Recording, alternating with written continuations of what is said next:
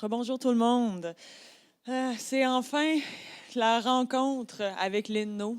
Une rencontre qui me fait vraiment plaisir d'avoir parce que l'INNO a ouvert le mois multi cette année avec sa première récit-récif. Bon, l'INNO avec Alexandre Burton, qui sont un à côté de l'autre et un duo impossible à manquer en fait à Montréal, mais aussi depuis une vingtaine, trentaine d'années maintenant que vous travaillez ensemble. Donc, le tête-à-tête, un peu la conférence, la conversation qu'on va avoir s'intitule L'INNO et le récit en mouvement. Que raconte-t-on avec les outils technologiques? Rapidement, je vais vous faire une lecture de la biographie de l'INNO qui est très, très longue. donc, donc, je vais essayer de l'écourter, mais en disant le plus que je peux dire. Puis ensuite, on va aller dans la conversation directement. Puis n'hésitez pas à lever la main et intervenir au cours de la conversation. Donc, l'INNO s'intéresse au perceptif plus qu'au spectaculaire. Par le corps qui parle ou qui bouge, elle fait apparaître les structures invisibles des mécanismes humains et des comportements de machines. Elle qualifie sa démarche d'interstitielle, tant dans son travail sur le corps que dans son regard sur les pratiques artistiques. En novembre 2021, Lynn présente à l'Agora de la danse une installation performative interactive, son œuvre la plus importante, intitulée Nom de nom. En 2018, elle crée une œuvre avec danse, vidéo et lutherie numérique interactive intitulée Super Super. Artiste associée chez Recto Verso depuis 2011, elle y produit dans le cadre de son mandat artistique les pièces Là, installation participative, 2012, installation interactive et Attaché, version spectacle, installation, performance et livre. Par ailleurs, elle présente ces dernières années Super 8, la problématique de l'erreur, Kit mobile, l'espace des autres, revenir en avant et Vivarium. Ces projets sont souvent articulés autour d'une lutherie numérique conçue avec le studio artificiel. Elle participe avec cette équipe au projet Séquelles, Diffusion et Boule. Pas très loin de la création, Lynn donne des ateliers de recherche autour des dispositifs technologiques issus des projets artistiques. Elle enseigne aussi la gyrotonique et la gyrokinésis. Elle organise l'événement Vendredi bouilli depuis 2014 dans le studio artificiel. Elle est diplômée au baccalauréat en danse et aux études supérieures spécialisées en éducation somatique à l'UQAM. Et comme vous l'avez vu ce matin avec Alexandre, ils ont le projet ISOD, qui est vraiment un projet fabuleux à Montréal. Alexandre, je n'ai pas ta biographie. Lynn, est-ce que tu pourrais en faire un petit peu pour moi? Non, vas-y, Alex. Parle de toi-même. Mon nom est Alexandre Burton. C'est peut-être pour ça que je n'ai pas sa biographie, d'ailleurs. Non, mais c'est juste une question de... disons, je travaille depuis 25-30 ans dans le domaine de l'intégration de la technologie dans les processus artistiques. Je tiens mon origine dans la composition électroacoustique que j'ai largement abandonnée depuis longtemps, mais disons l'ambiance de travailler dans le studio avec les machines de l'époque des années 90-2000 a mené à m'intéresser à ce qu'on appelait à ce moment-là les nouveaux médias. Et depuis, j'ai continué d'élargir, creuser avec différents collaborateurs, mes propres projets, d'autres entités, donc toutes sortes de choses. Merci, Alexandre. Pour commencer, j'aimerais que vous m'en disiez plus sur votre démarche de création commune, puis aussi, Lynn, si tu as une démarche de création en solo à côté, comment ça fonctionne? Oh là là. OK. Démarche de création commune. J'ai tendance à, dès le début 2000, j'ai commencé à dire que ma recherche, ma démarche était sur la rencontre entre les domaines somatiques, médiatiques et numériques, et que je m'intéressais à l'interstice entre ces domaines, donc le langage qui est dans la couture. Donc, tu parlais tantôt de multidisciplinarité, etc. Moins une juxtaposition, que ce soit des disciplines, des médiums, mais plus qu'est-ce qui s'écrit dans la couture? C'est quoi ce langage-là? Et essayer de mettre ça en lumière.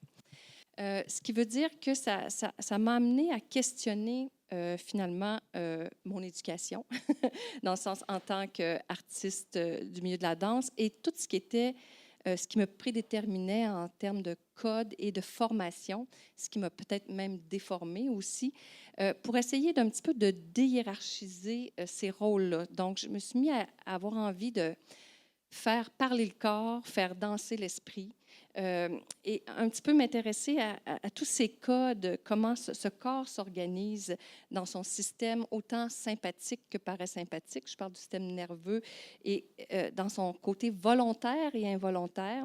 Et là-dedans, j'ai trouvé beaucoup de familiarité avec le travail du code et de la technologie.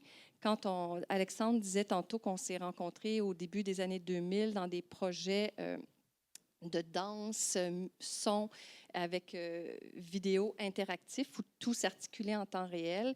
C'est là que j'ai rencontré Alexandre, qui est un petit peu l'architecte technologique de ces possibilités-là à travers la compagnie Conditions Plurielles. Et là, j'ai commencé à me rendre compte à quel point je m'intéressais beaucoup à ce qui était le commun de ces frontières-là. Puis qu'est-ce qui était le... Et à travers ça, à développer et à en parler un peu plus avec Alex, puis on a commencé à vraiment développer une manière de créer des territoires d'exploration, des formes de terrain de jeu qui deviennent un peu autopoétiques. Je reprends des termes un peu qui fait que les choses se génèrent d'elles-mêmes et elles se génèrent beaucoup dans le temps présent et avec ce qui est là. Et dans ce sens-là aussi, justement, sortir de l'idée de raconter une histoire dans sa linéarité avec, on se présente, on amène le drame, le déroulement, le climax, résolution, et finalement, l'histoire finit par s'écrire un peu toujours de la même façon. J'avais envie de parler plus des phénomènes, des sens, de ce qui se régit là dans le temps présent, et du corps en tant que matière. Parce que cette idée d'amener le langage au niveau du corps, c'est aussi parce que l'esprit va vite, le corps va moins vite. Hein? Et comment on fait pour équilibrer cette chose-là, surtout à l'ère de nos médias dans lequel on vit présentement, et comment on peut brusquer un peu ce qu'amènent ces différentes choses-là et les déhiérarchiser. Et donc, j'ai essayé de rendre une matérialité au code, une matérialité au langage verbal qui fait qu'on communique comme être humain, et un petit peu de déhiérarchiser tout ça. Et avec Alexandre, on s'est mis à vraiment se rencontrer sur ce terrain-là, et on a commencé à faire des projets ensemble. On est peut-être à une quinzaine de projets ensemble. Alexandre a ses projets de son bord. J'en ai d'autres avec d'autres artistes où des fois je fais du mentorat ou de la mise en scène plus pour théâtre, danse, ou des fois j'aide aussi des gens qui sont intéressés à ce genre de processus-là. Mais je dirais que principalement mes outils de création se font dans le laboratoire avec Artificiel. Alexandre, veux-tu dire quelque chose là-dessus? Moi, je suis assez curieuse de savoir si, parce que toi, en rentrant le corps dans le code Ouais. pour enlever sa linéarité, je me demande si le code s'est transformé. Est-ce que la façon dont de coder ou de travailler la technologie, Alexandre, a changé avec le contact au travail avec Lynn?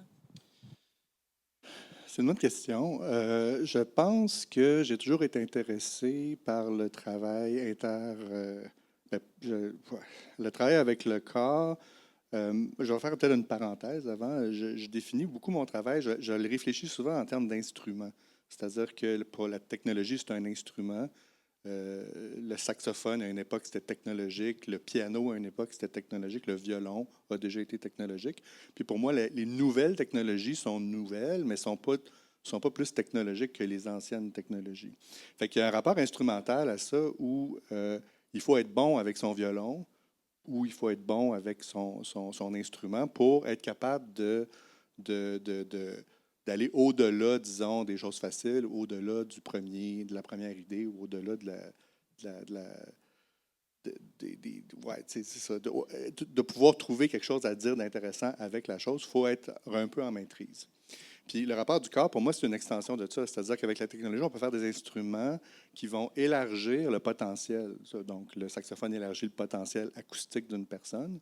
Mais après ça, les autres technologies dont on dispose aujourd'hui peuvent élargir le potentiel somatique ou le potentiel même conceptuel, dans la mesure où on peut développer des instruments dont l'interface ne se fait pas avec des médiums physiques comme l'acoustique ou la lumière, mais rentre dans le médium numérique. Puis là, tout est possible.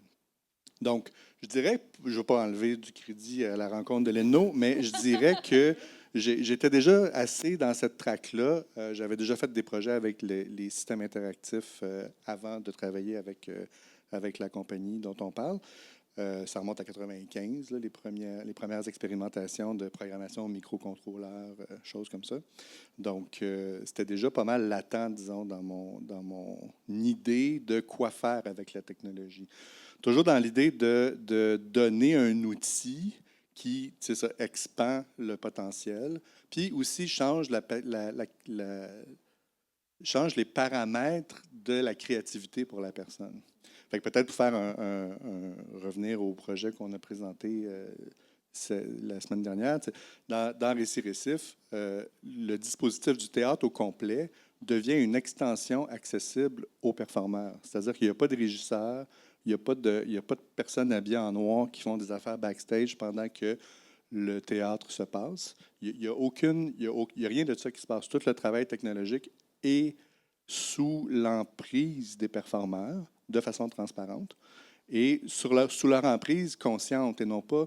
Parce que ça arrive aussi dans les projets technologiques. Puis là, mettons, on peut s'en nommer de nom, là, mais des fois, il y a de l'interactivité qui est une interactivité, une conséquence sans réelle maîtrise. C'est-à-dire que tu vas mettre une Kinect, comme tu disais, puis là, tu vas inviter 2 danseuses, puis ça va faire aller des particules, puis après ça, les danseuses s'en vont, puis c'est fini. Dans la mesure où la relation entre l'intention chorégraphique puis le résultat visuel est souvent ténue. Dans le contexte de Récit Récif, ça a été de donner les outils aux interprètes, ça a commencé il y a presque 2 ans, pour qu'ils deviennent bons. C'est-à-dire que ce n'est pas juste des effets qui sont une coïncidence de décisions techniques, c'est une écriture qu'eux font avec les outils dont ils disposent. Fait que ça revient à cette notion-là d'instrument, de ne pas penser la technique comme de ne pas penser la technique comme quelque chose de séparé de qu'est-ce que les performeurs font. C'est ça qu'on veut. On veut les voir faire, bien, c'est ça qu'ils font. Puis là, ça fait que ce qu'ils font inclut de la vidéo générative en temps réel, du son, du contrôle d'éclairage. Ils travaillent aussi la scéno, c'est-à-dire qu'ils bougent eux-mêmes les objets. Ça, c'est plus low-tech, mais ça reste que, si on parle de hiérarchie puis de discipline, bien, on a enlevé la couche du régisseur, justement, qui est plus présent. Puis c'est les interprètes qui auto-organisent leur environnement à mesure que la performance avance. C'est vraiment intéressant de réfléchir la grille aussi, parce qu'il y a une grille dans ton travail, il y a une grille aussi dans ton travail de technologie. C'est comme ça que ça fonctionne un petit peu. Puis j'aimerais ça qu'on parle de Récit Récif, d'ailleurs, en disant en premier félicitations. C'était une excellente première la semaine passée. J'espère que vous êtes satisfaits. C'était vraiment superbe. Une performance de 3 heures. Où quelques personnes étaient un peu effrayées du temps, mais où on est rentré dedans. En tout cas, moi, personnellement, je peux en parler juste pour moi, mais où je suis rentrée dedans avec aisance, avec plaisir, puis avec intérêt aussi pour ta relation au titre. Parce que, bon, évidemment, j'avais jamais eu la chance de voir ton travail avant. Je l'avais vu en archive, je l'avais vu en vidéo, mais c'était la première fois que j'en faisais l'expérience. Mais quelque chose qui m'avait frappé en faisant des recherches sur toi l'an passé, c'est ton rapport au titre. Donc, Récit Récif, c'est fabuleux comme titre, c'est magnifique, ça s'entend, ça se voit, ça se sent dans son corps, mais c'est pas le seul et le premier titre fabuleux que tu as inventé. Et à l'intérieur même aussi de Récit Récif, on traverse des mots, on traverse des phrases, on traverse une poésie qui est toujours présente. Donc, j'aimerais que tu me parles un peu de ça, de ton rapport au titre, de ton rapport aux mots aussi. Bien, les titres sont souvent un peu quelque chose qui englobe autant la technologie que j'utilise ou le rapport conceptuel que le rapport poétique ou même émotif, philosophique de l'œuvre. Et dans Récit Récif, c'est un projet que j'ai vraiment voulu amener comme étant un projet d'intégration de la notion de narration qui devient narré, dans le sens que le protagoniste ou celui qui raconte, parce que récit, on est dans le récit, dans une forme d'histoire, encore de linéarité, et je me suis dit, si j'enlève ça, si on va un peu plus loin, on pourrait dire que dans tout ce que la matière comporte, que ce soit une roche ou le corps que j'ai, le récit est déjà existant.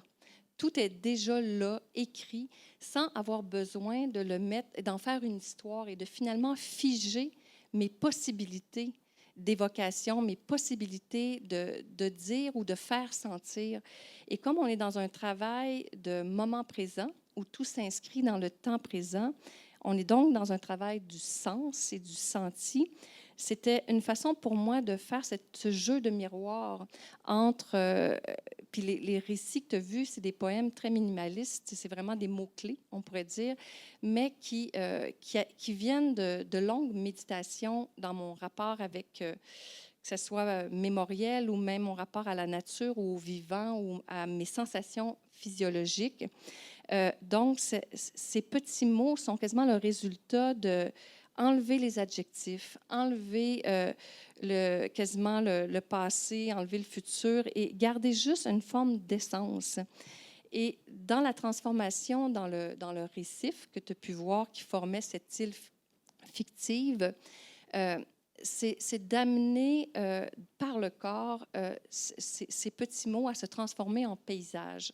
Il y avait les textiles, la technologie, on pourra regarder des images, mais dans la notion de sortir la notion de l'identité de la personne pour devenir une matière vivante, comme un matériel, un matériau qui évoque tout ce qui est là de vivant autour de nous, dans lequel nous sommes très interdépendants et très nous sommes faits de ces choses aussi, et c'est de le rappeler, et non de me sortir de cette histoire et d'être en arrière-plan, c'est d'être cette histoire et d'être cette matière. Est-ce que tu souhaites présenter des images tout de suite ou on parle de la non-linéarité de ce projet? On pourrait sortir des images et montrer la non-réalité. Puis, c'est ça, récit-récif découle de nom de nom, parce que je pense que dans la notion des titres, tu as accroché sur... Nom de nom, c'est magnifique. N-O-N de N-O-M. Je m'appelle Lynn No, donc déjà nom dans mon nom. Mais c'est cette notion de la non-identité où je questionnais que suis-je avant que le mot apparaisse, que suis-je avant ma construction. Fait que c'est présent dans tous mes travaux. Et de questionner, c'est ça, le rapport que j'ai à ma condition culturelle, à ce qui m'entoure. Et Récit-Récif est un peu la suite de ce projet en une installation, parce que nom de nom, c'était 5 installations performatives. Je commence par l'interstice. Oui. Donc, ce sont des extraits de Récit-Récif qui a été présenté la semaine passée en première au Mois Multi. C'est en interstice? Oui. OK. Ben, en fait, c'est peut-être pour expliquer la forme, là, parce que ça va glisser vers la non-linéarité.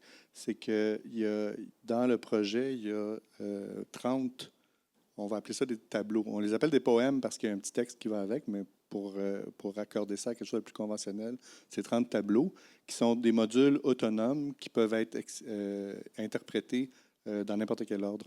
Donc, entre chaque tableau, il y a un interstice durant lequel les interprètes préparent leur coup pour le prochain. Je pense que ce n'est pas le bon interstice parce qu'on est déjà dans le tableau.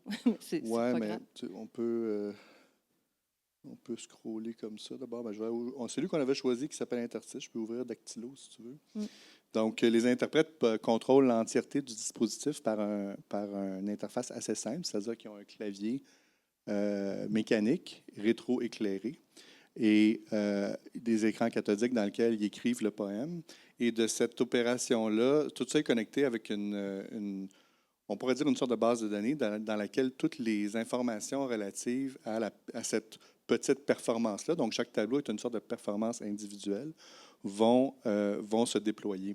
Donc, les interprètes placent les écrans aux bons endroits, placent les caméras, font le focus, vont s'installer il y a toujours un interprète qui s'installe à la station Dactylo, et de là va se lancer la mécanique technologique de façon complètement transparente. C'est-à-dire, comme je disais tantôt, il n'y a pas de régisseur qui attend un cue, c'est les interprètes qui vont eux-mêmes organiser leur performance. Donc ça, c'est un exemple d'un des poèmes qui est là. Oui, finalement, on pourrait montrer peut-être un des poèmes de cette transformation aussi du corps. Comme je viens de l'univers du mouvement aussi, c'est comme si On est parti d'une banque de textiles qui était mise à contribution au projet par Hélène Ewing, qui est une costumière habituellement, mais là, elle m'a amené des rebuts de costumes. J'avais à peu près 50 poches de linge, de couvertes, de morceaux de manches, de matière enveloppante. Et j'ai construit ces récits qui deviennent des récifs avec ces choses non choisies dans du non choisi. Et là, ce qu'on voit, c'est un de ces récits qui se transforme en récif. Là, on ne voit pas très bien ce qui se passe dans les moniteurs vidéo parce qu'il y a différentes surfaces de projection. Mais je pense qu'on a aussi un document qui montre un peu juste le rendu dans les écrans. Finalement, à partir de pas grand-chose, des bouts de guenilles avec une performeuse très incarnée, genre, le poème s'inscrit et tout ce qu'elle fait là, finalement, est transformé en temps réel dans les écrans, forme une autre sorte de récif, paysage, de sédiment de ce qu'elle laisse dans l'espace. Pour tranquillement, tous les poèmes vont finir par créer une forme d'île fictive. Mais je pense qu'Alex est en train d'aller chercher ce travail temps réel d'effet. Il y a aussi l'emplacement des caméras est important pour comprendre. Tu nous en parler un peu? Oui, on a 3 caméras, dont une qui est une caméra PTZ qui bouge dans les airs, qui va trouver ses spots selon les performances. Il y en a une d'en haut et une autre qui est mobile qu'on place dans les interstices, justement, où on refait chaque setup devant les gens, qui leur donne une occasion aussi d'aller chercher un verre s'ils veulent, jaser avec leurs voisins, ce qui fait que les gens ne sont pas trop pris en otage. Ils ont une certaine forme de liberté, puis chaque récif dure entre 2 et 16 minutes. Donc, ça donne des durées qui sont pas trop rough sur le système. Si moindrement tu fais « Ah, je ne l'aime pas, ce poème-là », tu fais « OK, je peux attendre au prochain ». Bon, là, c'est ça. Les vidéos sont sur le disque dur externe. Je peux aller le chercher. Oui, vas-y. Okay. On a filmé ça la semaine passée, fait que c'est pas encore monté. C'est en RAW en plus, mais on voit juste la performance qui est là et sa transformation dans les écrans qui forme, qui est vraiment comme un coraux de fond marin, si on veut. Oh, Alex, c'est déjà parti. C'est pas grave, on va continuer à en parler malgré ouais. cet écran. Ce que moi j'ai trouvé vraiment intéressant, juste pour parler de mon impression, évidemment, c'est ce rapport-là, en fait, vraiment de tango entre la vidéo et le travail performé des 2 danseuses sur scène qui agissent très, très lentement. Puis parfois, dans l'écran, il se passe quelque chose de vraiment fantastique, puis on va dire divertissant. Des fois, il se passe presque rien, mais toujours en tango, sans que ni un ni l'autre des espaces, ni que ce soit la technologie ou le corps, il n'y a pas de prise de position, il n'y a pas de prise de force, il y a vraiment un équilibre entre les deux. J'ai trouvé ça très, très fin dans ce travail. On a essayé de créer un autre plan de vue sur ce qui est là. Et comme l'interface avec laquelle j'ai travaillé pour développer ça, qu'Alex a développé, qui joue sur c'est plusieurs effets, lenteur, qu'on appelle lenteur, mémoire, mais qui nous permet de travailler sur des petits décalages temporels de la lumière qui rentre et on peut jouer sur le gain de lumière qui est là. Donc, travailler sur des choses fines qui fait que ce qu'on a devant nous se transforme finalement sous nos yeux subtilement à travers, justement, c'est des outils avec lesquels je travaille depuis des années. Donc, je commence à savoir par intuition qu'est-ce qui va fonctionner ensemble dans le travail sur scène. Et l'idée aussi, c'est de permettre aux visiteurs, aux spectateurs de pouvoir, comme tu dis, faire un tango entre ce qui est là devant lui, avoir des points de fuite. C'est comme des miroirs informant et déformant aussi, qu'il y a toujours une autre réalité de ce qui est là devant nous. Il y a comme, on parlait tantôt de qu'est-ce qui est réel, hein, mais ça permet à la fois de magnifier ou de désorganiser ce qui est présent et de renvoyer à autre chose. Tu l'as, Alex? Oui. Oui. Il n'est pas... Ah oui, là, voilà. Ah, ça, c'est... Oui, exact. Donc, ça vient exactement de la même interprète que vous avez vue tout à l'heure, sauf que c'est le rendu qu'on a enregistré en live pendant la performance. Donc, vous êtes en train de regarder l'interprète qui bouge sur cette notion de coraux. Le poème s'appelle Écaille, et puis qui parle un peu d'ensemencement de fonds marins et de toute cette matière sous-jacente qui vit sous nous, ces ressacs du corps. Donc, tout son corps travaille avec la matière textile de cette façon. Et, parce que les textiles sont une technologie aussi très ancienne. Hein. Comment est-ce le textile dans la nature comme tel, faire une toile d'araignée, faire de la soie, c'est une technologie fascinante. À lire Laura Tripaldi sur Parallel Minds, sur ces technologies des tissus, finalement, qui tissent des liens dans le monde à travers le vivant. Donc là, c'est ça, on voit un peu cette source magnifiée de 2-3 guenilles qui bougent sur un corps, 2-3 paillettes, un bout de tissu très négligé. Et qui finalement transcende un peu, amène ce vivant magnifié, si on veut, et à la fois nous ramène au corps vivant, nous ramène au corps qui est là en train de faire cette petite chose devant soi, et tout simple, et finalement qui laisse une trace aussi dans la matière. Moi, quand je regarde ça, je pense beaucoup au mot traduction. Oui. La traduction entre le corps, l'appareillage pour arriver, puis ensuite l'image. Est-ce que la traduction du corps vivant dans la technologie, c'est quelque chose qui anime vos réflexions ou pas du tout?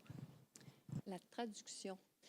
Parce qu'il y a comme une forme de traduction entre les deux, parce que c'est des sensations différentes. Oui. Donc, il y a comme, ça part du même geste, Oui. mais il y a plusieurs interprétations différentes. Donc, il y a comme un acte de traduire, en quelque sorte. Puis, je ne sais pas si c'est juste mon impression ou ça fait partie aussi de la vôtre. Oui, il y a un acte de traduction, il y a un acte de diversion, de travestissement aussi, mais ça reste aussi un acte de travail sur le temps, l'espace et la lumière, spécifiquement dans ce travail-là. Donc, oui, c'est une autre façon de peut-être rendre hommage au corps, au vivant, mais c'est aussi une façon de montrer un petit peu des échafaudages de ce qui sous-tend toute cette matière. Donc, mes autres projets aussi, il y a une forme de traduction où je pars de certaines codifications et je fais basculer ces codes-là vers d'autres univers ou d'autres façons de les regarder. Veux-tu dire quelque chose là-dessus, Alex? Pas nécessairement. D'accord, ça va. Tu l'as-tu montré, l'île comme telle dans son... J'aimerais rebondir sur, parce qu'on parle un peu du récit, de la traduction des mots depuis un certain temps, puis j'aimerais que tu parles un peu de ta pratique dans la dramaturgie non linéaire, parce que c'est important quand même dans ton travail. En tout cas, on en a parlé à l'automne passé un petit peu, on l'a touché, on l'a frôlé un peu, on n'est pas allé vraiment en profondeur. Puis après avoir vu l'œuvre Récit-Récif, j'étais vraiment très, très intriguée par cette non-linéarité-là. Tu as parlé un peu de liberté du spectateur tout à l'heure, mais aussi on a parlé de tout laisser devant, que la grille soit visible, aussi que l'aspect technique soit présent. Pour moi, tout ça, ça contribue à une dramaturgie non-linéaire. C'est quoi l'importance de la dramaturgie, puis comment tu l'envisages, comment vous l'envisagez dans le travail, puis peut-être aussi dans Récit-Récif? Mais moi, j'aime pas beaucoup répéter les mêmes choses, dans le sens où j'ai, comme interprète, un moment donné, parti en tournée, faire le même spectacle plusieurs jours d'affilée, plusieurs fois, et j'avais l'impression de mourir tranquillement à petit feu, dans le sens de mécaniser quelque chose qui était issu d'instants très vivants. Et pour moi, c'est aussi une façon de réinvestir dans la matière, la source et le moment présent. Et tu sais, là, on voit les 30 poèmes qui sont là. Et comme à chaque jour, on ne fait jamais les mêmes. Ça nous tient très, très vivants. Ça nous tient très alertes. On a des structures pour chaque poème, mais on improvise beaucoup avec. On sait les effets que ça fait, les outils. C'est très, très fin, ce qui nous permet un petit peu de jouer avec ce qu'on fait dans chaque représentation. Et ça nous permet aussi de jouer avec la durée, le temps. Ça nous permet des fois, être plus expressif, plus lent, ou de décider tout simplement de skipper un à ce moment-là parce qu'on sent que ça ne se passe pas puis qu'il faut changer. Donc, ça tient la performance alerte sans être non plus dans de l'improvisation. Il y a quand même une structure. Le territoire est très, très, très, comme on dit, le terrain de jeu est quand même techniquement pas si simple, même s'il le devient, mais ça reste qu'à travers ça, on a une grande liberté. Tu sais. Puis, on a aussi cette carte qui joue sur les poèmes, qui fait que dans le mode présentation, quand on rentre dans un des territoires, les terrains qu'on voit là, c'est les récifs des vêtements qui restent dans l'espace, qui construisent tranquillement cette île fictive, mémorielle ou du futur, on ne le sait pas. Donc, même pour le visiteur, il peut tranquillement se rattacher au numéro de l'eau et voir que, ah, OK, on rentre dans ce territoire-là, il est là. Donc, une forme de carte graphique de ce travail du temps et de la mémoire. Il y a encore là une physicalité, une implantation dans un territoire, même s'il est fictif. Pour moi, j'ai besoin de donner des cartes ou des outils aux visiteurs. Puis dans le cas de récit-récif, là, pour ceux et celles qui ne le savent pas, la carte était vraiment physique. Donc, on recevait un document. Donc, au début de la performance, on avait un document, donc on pouvait suivre aussi sur le papier ce qu'on voit ici, ce qui était vraiment très intéressant. Je l'ai beaucoup aimé. Puis, le travail graphique sur ce papier-là, j'en ai gardé un. Oui, c'est Alex qui a Magnifique. ce sens design graphique, mais qui émerge de chaque poème, dans le sens qu'on a regardé les traces des vêtements après nos impros. Et puis, finalement, on les a rentrés dans un système, une base de données qui, tranquillement, a réorganisé cette carte. Et tranquillement, on se promène entre la grande carte et la petite carte quand on rentre dans un poème.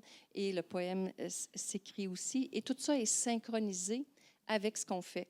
Donc, si on décide de changer de poème, ben ça va s'adapter parce que c'est synchronisé avec le système. Donc, et on peut même jouer avec le travail des effets de l'interface que m'a donné Alex en temps réel. Tu sais, si je trouve, on a eu une problématique particulière pendant qu'on était ici, c'est que nos amis d'à côté, qui avaient leur rideau de fumée, la fumée rentrait dans notre studio et donc changeait la lumière de chaque poème parce que ça créait une densité et donc venait interférer sur nos effets. On s'est dit, OK, il y a comme, tu sais, ça reste du travail qui est fait en temps réel, mais il y a certains conditionnements à ce qu'on fait pour que les choses marchent, parce que c'est tout un travail sur la lumière. Et là, au moins, je pouvais aller jouer en direct et faire un peu de gain de lumière ou de la saturation ou monter l'effet pour certaines choses et adapter. Sauf que, tu vois, ça fait partie un petit peu d'une certaine flexibilité du dispositif et de l'interface qu'a mis à notre disposition Alex, parce que nous, on a travaillé en studio avec l'interface et après ça, lui a réorganisé l'interface pour que ça puisse rentrer dans une métastructure autant de cues et de possibilités de jouer en temps réel. Pareil pour le son. Tous les sons viennent de bruits de frottement de tissu issus de nos impros. Certains sont travaillés en live, d'autres sont enregistrés et passent dans un filtre, etc. Donc, on peut dire que tout vient de ce qui est là devant le visiteur et de l'instant présent, du sens qui s'incarne. Je suis à ce moment-ci, je viens de comprendre quelque chose que je n'avais pas compris quand j'ai vu le récit récif. Puis ça me fait sauter sur une question qui me vient comme ça en tête.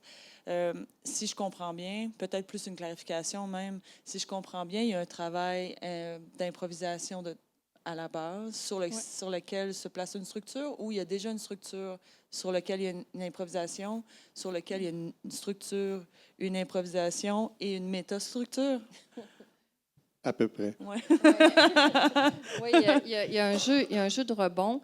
Puis c'est sûr que moi, tu sais, moi, j'étais autant interprète que conceptrice dans le projet, mais les interprètes avec qui je travaille, ça fait 4 projets que je fais avec elles. Et puis, quand elle arrive en studio, il y a eu beaucoup, beaucoup, beaucoup de travail qui a été fait pour justement quelle caméra, comment on travaille, les effets. J'ai fait une pré-recherche avec les textiles. Il y a comme un un méta-terrain que elle, ça prend du temps avant qu'elle réalise dans dans quoi elles sont embarquées. Tu sais. Mais en quelque part, il y a une forme d'intuition pour elles parce que ce n'est pas leur premier projet qu'elles font avec la technologie temps réel. Et elles comprennent que ce jeu de danse, comme tu dis, de tango, entre le corps qui interprète et l'effet et le travail qui va se passer en temps réel, cette écoute sensible, elles ont développé ce travail au fil du temps, ce qui fait qu'on n'est pas en train de montrer du vocabulaire de danse ou ni de réciter un poème ou de faire du théâtre. On est dans cette notion d'écoute, de comment on peut bouger les paramètres et être à l'écoute de qu'est-ce que ça génère, qu'est-ce que ça ramène l'information qui bouge. Puis après ça, c'est comment on va l'organiser pour mettre ça dans un théâtre et pouvoir refaire plusieurs performances et être agile, parce qu'on ne veut pas que les changements se fassent en 12 minutes à chaque fois non plus.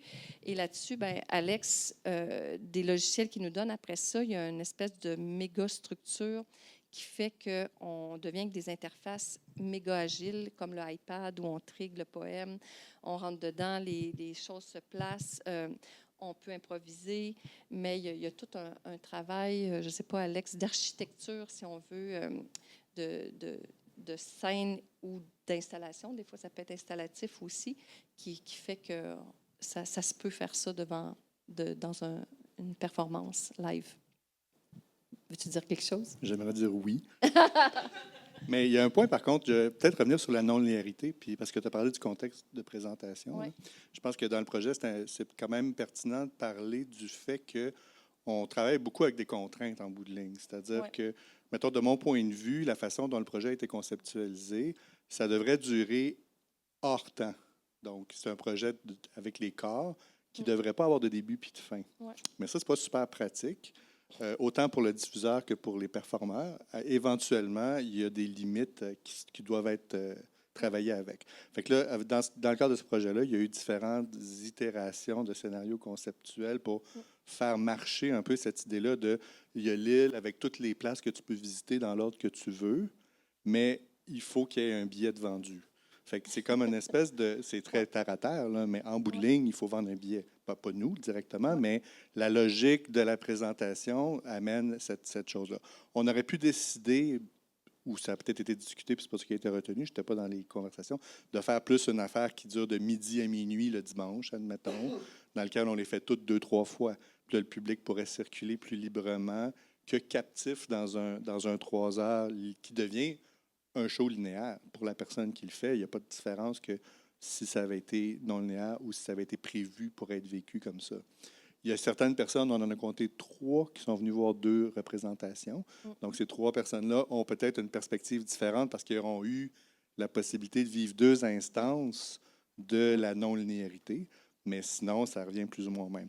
Fait qu'en fin de compte, je pense que dans le rapport que moi m'intéresse là-dedans, c'est de faire des outils qui supportent cette possibilité-là, puis qui échappent le plus possible aux réflexes conventionnels des enchaînements de théâtre. Parce qu'il y a quand même un langage qui vient des outils, disons, qui facilitent des sillons artistiques que tu ne te rends pas compte parce que c'est ta pratique. Je mets des guillemets. On a parlé de discipline tantôt, je mettrais d'autres guillemets.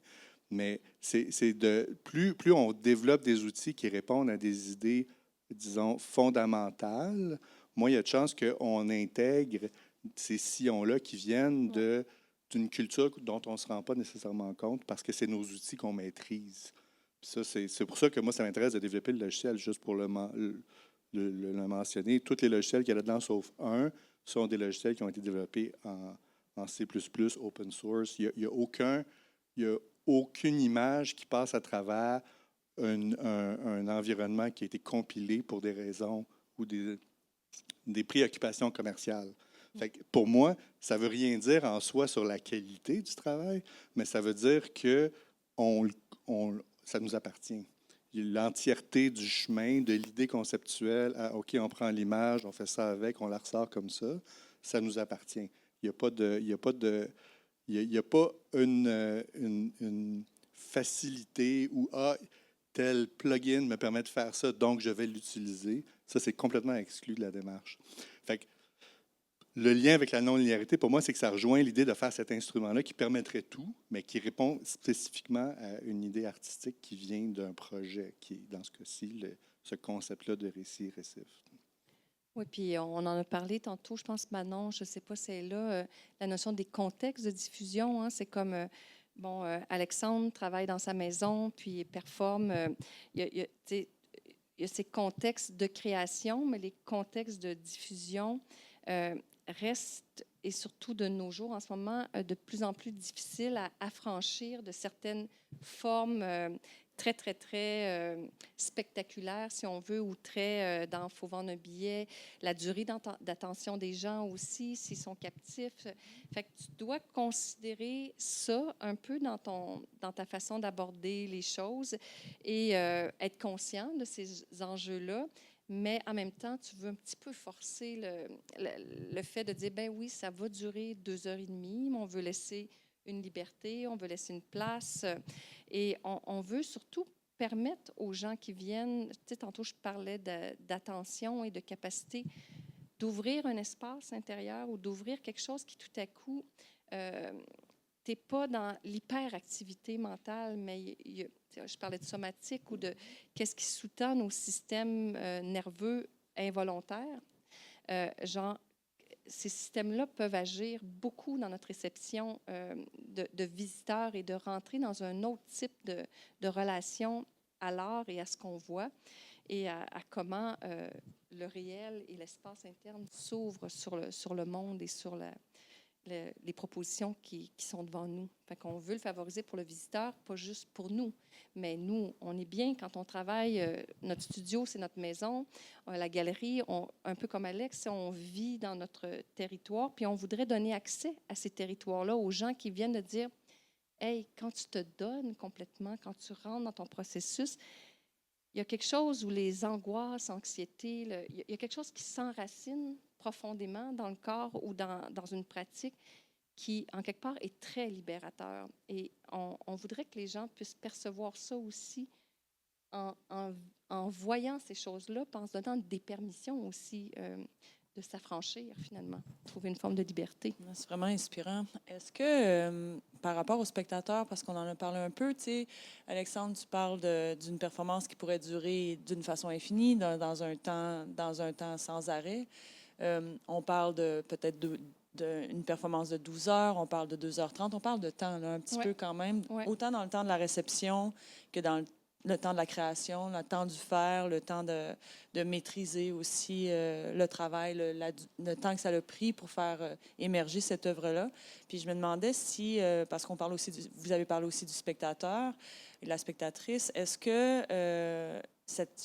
a eu un changement, une évolution dans votre rapport ou dans ton rapport aux spectateurs, spectatrices? Bien, au début, on pensait que c'était plus installatif parce que Nom de nom que j'avais fait avant était une installation performance où les visiteurs déambulaient à travers 5 installations et la performance durait 4 heures. Mais c'était en période COVID, donc les gens étaient obligés de rester pas plus qu'1h30 parce qu'il fallait faire un roulement de spectateurs. C'était à l'Agora de la danse. Et j'étais un petit peu dans ce même esprit d'installation performance. Mais quand on a invité des gens dans notre studio à regarder, on se rendait compte que les gens étaient très captivés et n'avaient pas envie de se déplacer, avaient envie de rester là. Puis je me disais, dans le fond, c'est comme si on voulait ouvrir notre studio aux gens, puis à être dans cette intimité-là qui est donnée par les performeuses. Il y a Jonathan qui performe aussi avec nous, mais essentiellement, c'est un travail très sensible et très féminin aussi. dans le corps. Et on sentait que, OK, les gens n'ont pas tant le goût de se déplacer, mais ils ont une liberté entre les poèmes de changer de point de vue, de un peu se promener, mais ça a changé un petit peu la donne. On s'est rendu compte que le projet, il appelait autre chose. Donc, on s'est laissé... on a suivi ce qui se passait, puis on a tranquillement changé avec Recto Verso aussi l'appellation, tu sais, justement, de spectacle d'une durée, mais avec entrée et sortie libre, un peu de, justement, que les gens n'aient pas trop peur. Oh mon Dieu, je m'en vais pour 2h30, je vais te savoir. Mais en mettant entrée et sortie libre, ça leur donne une certaine liberté. Mais oui, ça a évolué dans le travail et dans le temps des répétitions. En observant aussi l'attitude des spectateurs, spectatrices dans vos œuvres, j'imagine, là, comme tu viens de le nommer. Là. Oui, oui, tout à fait. Oui, c'est ça. En même temps, c'est une première ici. On ne sait jamais encore, c'est comme là, c'est tout frais. Qu'est-ce qui s'est passé? Qu'est-ce qui va évoluer? On représente le projet à l'Agora de la danse à Montréal, qui est un autre type de public aussi. Qu'est-ce qu'on va avoir envie de pousser plus loin ou de pousser moins loin? Jusqu'où on veut radicaliser certaines choses, même dans peut-être le dispositif. Fait que ça aussi, on va laisser retomber tout ça puis voir comment ça va se transformer pour les futures présentations. J'aimerais ça éventuellement présenter l'intégralité sur une longue journée, peut-être même laisser les traces continuer de défiler dans un lieu plus d'installation. Mais c'est ça, c'est aussi trouver ces contextes de diffusion et de présentation. Oui, puis c'est assez subtil aussi parce que, mettons, le soir de la première, on a fait une entracte officielle. Oui. Fait que là, Lynn est allée dire, OK, là, ça va être un peu plus long. Fait que si vous voulez aller aux toilettes, c'est le temps. Puis ça a généré une entracte de type théâtre. C'est-à-dire que là, le public, tout le monde s'est levé, tout le monde est allé dans le lobby, puis là, ça jasait, blablabla. Fait que là, on s'est rendu compte que c'était un peu une erreur. On expérimente, là. Mais dans la mesure où donner la possibilité au public d'aller chercher un code conventionnel, tout le monde était content. Fait que là, le deuxième soir, on ne l'a pas dit. Fait que les gens, ce que ça a fait, ce qu'on pense, c'est que les gens ont plus pris possession des interstices justement pour sortir parce qu'ils voulaient un break ou il fallait qu'ils aillent aux toilettes ou je ne sais pas quoi. Mais ça a beaucoup fragmenté le comportement du public, alors que le premier soir, ça a été quasiment comme si on était... Oui, c'est ça. C'est comme si on était au théâtre puis au rideau vert. Entracte. Fait que tu sais, c'est pas grand-chose. C'est juste elle qui ne dit pas une phrase ou qui la dit qui change complètement le comportement du public, qui est un public quand même, on va dire, attentif et curieux et qui veut le plus possible saisir ce qu'on essaie de nous d'offrir. Fait que je peux comprendre que ces questions-là, dès qu'il y a un indice, ça crée des espèces de conclusions mentales rapides qui sont surprenantes. Mais ça reste que je pense que dans le contexte, c'est quand on parle d'une performance infinie, il y a quand même un avantage d'avoir un show de 3 heures, c'est que les gens qui arrivent, ils se mettent dans une certaine disposition. Encore là, c'est subtil. Parce que si tu arrives dans une galerie, puis là, il y a ça qui se passe, bien pas ça, mais ce qu'on a montré qui se passe, tu peux penser qu'en 8 minutes, tu as eu ton expérience, puis que tu as compris l'œuvre, puis tu t'en vas voir autre chose. Alors que si on dit que ça dure 3 heures, forcément, tu t'assois, puis tu te dis, bon, ben là, il y a quelque chose qu'on attend de moi qui prend 3 heures. Si je suis un joueur volontaire et content d'être là, ben, c'est une écoute différente de quelque chose que tu arrives puis tu t'en vas. Fait que c'est quand même pas si clair que ça. Ce serait quoi le format idéal pour arriver à l'état? Parce que dans le fin de compte, je pense que dans Récit Récif, il y a comme quelque chose qui traverse tous les poèmes, qui est comme un état... de transformation, l'attente. Puis cet état-là, ben, tu le pognes à l'usure, tu le pognes pas au flash. Fait que cette usure-là vient avec le temps. Fait qu'il y a quelque chose là aussi à trouver comment cadrer le spectateur pour qu'il ait accès à ce temps-là sans se sentir prisonnier. En tout cas, tout ça est intéressant. Effectivement, je trouve que c'est des processus, en tout cas en tant que personne qui a vécu l'expérience, vraiment de l'autre côté de la barrière, il y avait là-dedans la possibilité d'aimer plus ou d'aimer moins un tableau par l'accumulation de développer une sensibilité à long terme avec l'œuvre, puis d'avoir des flashs, disons, après 2 heures, d'avoir des flashs en me disant « Ah, c'est pour ça que je suis ici depuis 2 heures! » Puis d'être vraiment ému, puis d'en parler après, puis que ça aussi, ce temps-là qui est véritablement important dans cette œuvre-là, à mon sens, permet à l'œuvre aussi de s'inscrire en profondeur, quelque chose qui fait du bien aussi, de réfléchir à une œuvre un jour, 2 jours, une semaine. Je l'ai encore en tête, à continuer à se développer. Il y a des trucs que j'ai vus, mais que je n'ai pas vus sur le coup, mais qui font partie de ma mémoire, puis qui continuent à se développer. Puis ça, pour moi, c'est le signe d'une œuvre réussie. Donc, j'aimerais vous féliciter de ce travail. Merci. Puis comme il nous reste quelques minutes, je ne sais pas si vous avez quelques images à montrer, quelque chose que vous voulez absolument montrer avant qu'on passe peut-être au public pour les questions.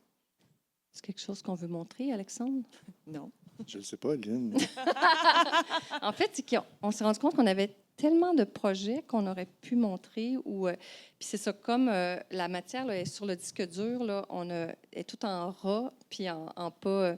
On s'est dit, mon Dieu, si on rentre là-dedans, on va juste regarder des vidéos. Mais c'est parfait. Ouais. Peut-être qu'on peut proposer au public d'aller voir la prochaine ou les prochaines dates à l'Agora de la danse. Quelles sont ces dates? Et c'est en début décembre 2024.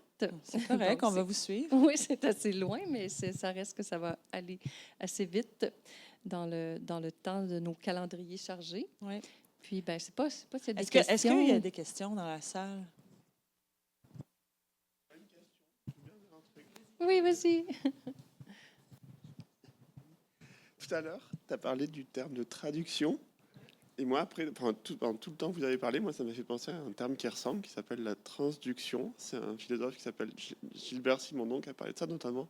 C'est un livre qui s'appelle « Du mode d'existence des objets techniques ». Je trouve que c'est vachement approprié à ce que vous faites, parce que ce dont il parle, c'est finalement la façon dont des pratiques vont coévoluer avec des systèmes techniques. C'est-à-dire que c'est pas les systèmes techniques ne sont pas des outils qu'on utilise pour faire quelque chose ou pour produire un effet.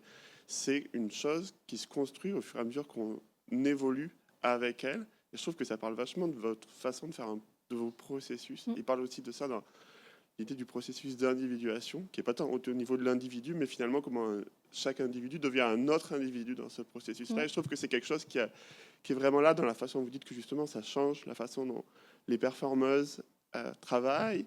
Puis c'est ce que vous disiez aussi sur le public vient, et puis même la forme que vous avez faite, elle va se transformer en fonction du lieu tel qu'il est. Et je sais pas, je trouve qu'il y a vachement cette idée-là du processus et de la relation, en fait. Les choses se construisent dans la relation entre des éléments qui sont tout le temps en train d'évoluer. Voilà, c'est ça. C'était pas une question. C'est beau, j'aime le terme que tu utilises. Merci pour le mot juste. Oui. C'est bien. Est-ce qu'on a quelqu'un d'autre? Oui, d'accord. C'est Manon. Oui, c'est Allô? Manon.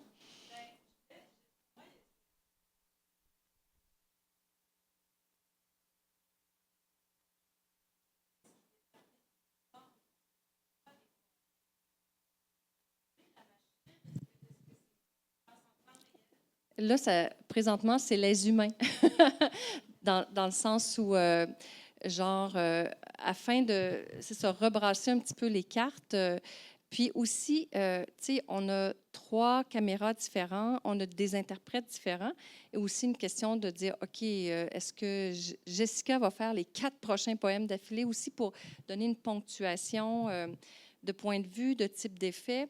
Donc, on shuffle un peu, on jamme un petit peu là-dessus, mais c'est au jour le jour, on décide de l'ordre de ce qu'on va faire, avec même des possibilités de changer en cours de route ou de dire lui ou lui, on verra comment on se sent, ou, on verra ce qui se passe. Mais ça aurait pu être la machine qui shuffle, mais on a décidé que c'était nous. Bien, on a décidé. Ah, non. Je pense qu'encore là, on a fait face à une contrainte. C'est-à-dire qu'à un moment donné, il y avait cette notion-là de quantifier pour chaque tableau, justement, c'est quelle ressources techniques, c'est quelle interprète, c'est quelle ambiance, c'est quelle durée. Donc, d'aller chercher, disons, un bassin de mots-clés pour venir les caractériser, pour qu'après ça, un algorithme de style chaîne de Markov puisse naviguer parmi toutes les possibilités séquentielles en respectant certaines règles. Fait que ça, c'est une idée qui est présente dans le système, dans le sens que ça a été amorcé, mais on ne s'est pas rendu à l'étape de formaliser correctement l'ensemble, parce que c'est quand même un travail relativement complexe de quantifier des poèmes, en tout cas des tableaux. Mais l'idée est quand même là. C'est-à-dire que, ultimement, je pense que dans la version où le temps est hors temps, donc la version infinie utopique, ça serait un système de règles qui qui traverserait en fait toutes les permutations possibles de séquences. Parce qu'il y a un nombre fini de séquences possibles avec ce qu'on a là. Puis, il faudrait faire le calcul combien de temps ça prendrait à le faire. C'est peut-être ça la vraie durée de faire toutes les shows possibles qui sont faisables avec ce bassin-là. Mais bref, pour l'instant, ça reste que c'est Lynn le matin qui griffonne sur une feuille pour additionner plus ou moins 3 heures de temps dans un ordre plus ou moins logique. Approximatif, puis aussi de présenter ça à l'équipe.